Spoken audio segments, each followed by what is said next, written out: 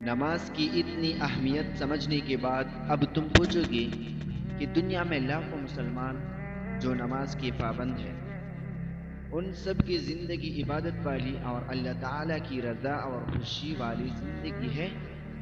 اور ہماری جواب دینے سے پہلے آپ خود کہیں گے نہیں، ہرگز نہیں۔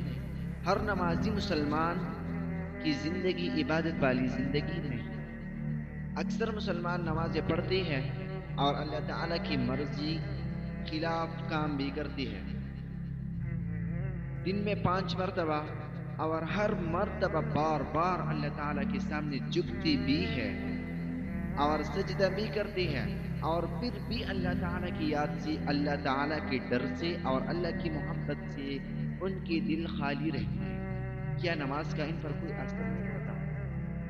کیا ان کی نماز وہ نہیں ہے جس کے لیے اللہ تعالیٰ نے ارشاد فرمایا ہے، ان الصلاۃ تنہا عن الفحشاء والمنکر، نماز برائیوں اور بے حیائیوں سے روکتی ہے۔ وَأَقِمِ الصَّلَاةَ لِذِكْرِي، مجھے یاد کرنے کے لیے، میرا دھیان رکھنے کے لیے نماز قائم کرو۔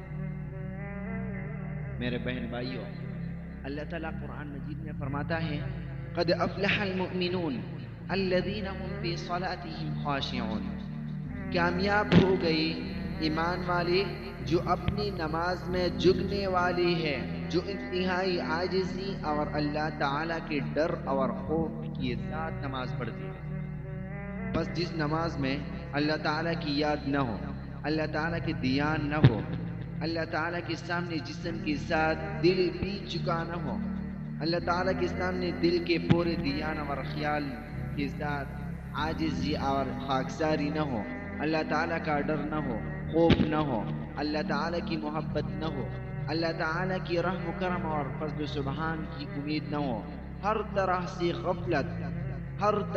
غفلت اور بے خبری ہو، بے خیالی اور لاپرواہی ہو، اور وہ نماز سچی اور حقیقی نماز کب ہو سکتی ہے؟ اور اس کا اثر کیا ہو سکتا ہے؟